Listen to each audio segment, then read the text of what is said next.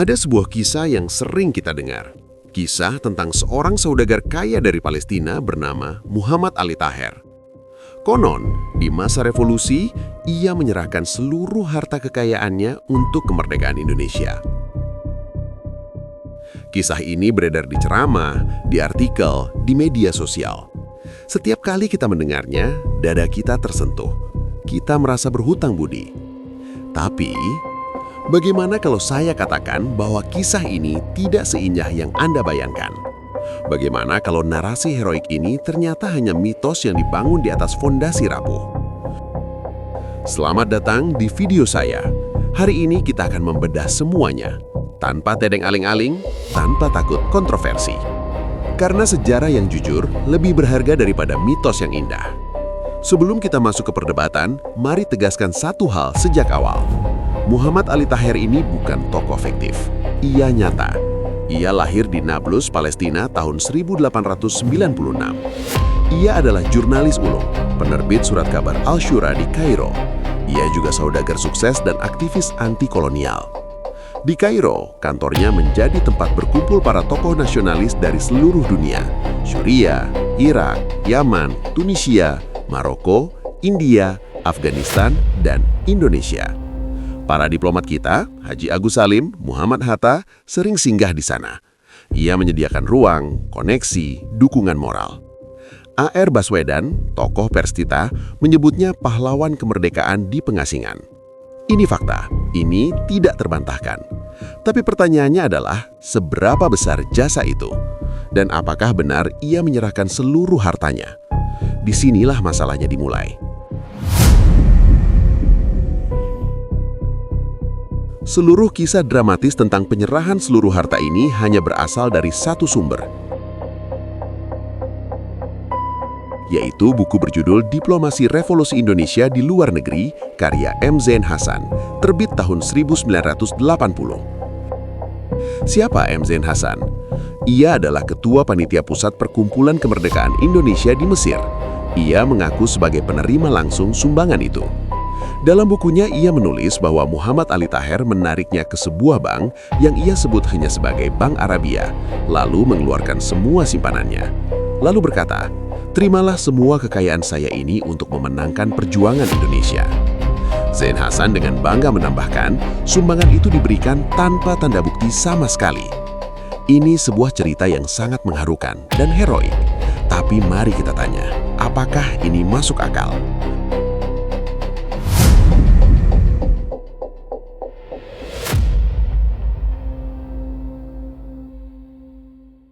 Mari kita mulai dari yang paling dasar, Bank Arabia. Zain Hasan menyebut Taher menyimpan uangnya di Bank Arabia. Pertanyaannya, bank apa itu?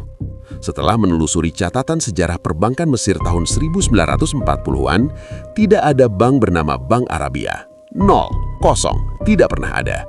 Lalu bank apa yang benar-benar ada di Mesir tahun 1940-an? Ada National Bank of Egypt, berdiri 1898. Ada Bank Misr berdiri 1920. Dua bank besar yang tercatat jelas dalam sejarah. Bahkan bank dengan nama Arab seperti Bank Arab Afrika baru berdiri tahun 1964, 15 tahun setelah periode yang diklaim. Coba pikir, seorang saudagar sekelas Muhammad Ali Taher yang setiap hari bergelut dengan uang dan bisnis, masa ia menyimpan seluruh kekayaannya di bank yang bahkan tidak ada dalam catatan sejarah? Dan Zain Hasan yang katanya menerima uang itu, masa ia tidak tahu nama bank tempat ia mengambil uang? Ini kejanggalan fatal.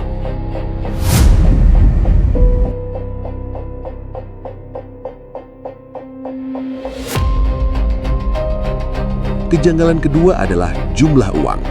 Zain Hasan tidak pernah menyebut berapa jumlahnya. Ia hanya berkata seluruh kekayaan. Berapa itu? $100.000, $1 juta, 20 kg emas, 100 kg. Tidak ada. 0, kosong. Dalam sejarah, klaim tanpa angka adalah klaim yang tidak bisa diverifikasi.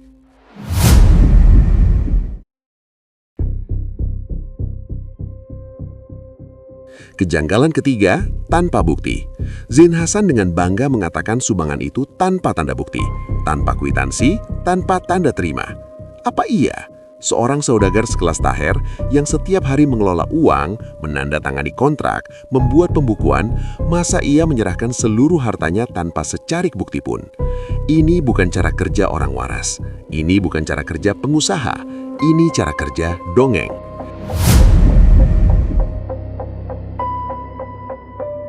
Dan inilah pertanyaan paling krusial. Mengapa hanya Zain Hasan? Di Kairo saat itu ada banyak tokoh Indonesia, A.R. Baswedan, Muhammad Rashidi, Haji Agus Salim. Mereka semua dekat dengan Taher. Mereka semua tahu Taher adalah pendukung Indonesia. Tapi bagaimana soal sumbangan seluruh harta ini? Baswedan menulis panjang lebar tentang Taher. Ia menyebutnya wartawan ulung, pahlawan di pengasingan. Tapi soal sumbangan seluruh harta, tidak ada. Rashidi yang disebut Baswedan bisa bercerita banyak tentang bantuan Taher juga tidak pernah menulis kisah ini. Jika peristiwa sebesar ini benar-benar terjadi, mungkinkah hanya satu orang yang mengetahuinya? Mungkinkah tokoh-tokoh lain diam seribu bahasa? Keheningan mereka berbicara. Keheningan mereka mengatakan peristiwa ini dalam versi dramatisnya mungkin tidak pernah terjadi. Sekarang mari kita bandingkan dengan kisah sumbangan yang jelas, nyata, dan terbukti.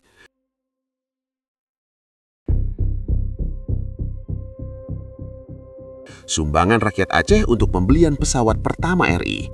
Tanggalnya jelas, 16 Juni 1948. Tokohnya nyata, Tengkunya Sandang, warga biasa dari Aceh Jaya yang menjual tanahnya. Jumlahnya pasti, 120.000 dolar Singapura dan 20 kg emas. Mekanismenya terang, penggalangan melalui saudagal gasida. Buktinya ada, surat obligasi pemerintah. Hasilnya nyata, 2 pesawat Selawah jika bakal Garuda. Saksinya hidup dan Kunya Sandang di usia 100 tahun pada 2025 lalu menerima bintang jasa utama dari Presiden Prabowo. Inilah ciri-ciri sejarah yang otentik. Ia meninggalkan jejak, ia bisa diverifikasi, ia punya saksi di lapangan, dan punya banyak saksi.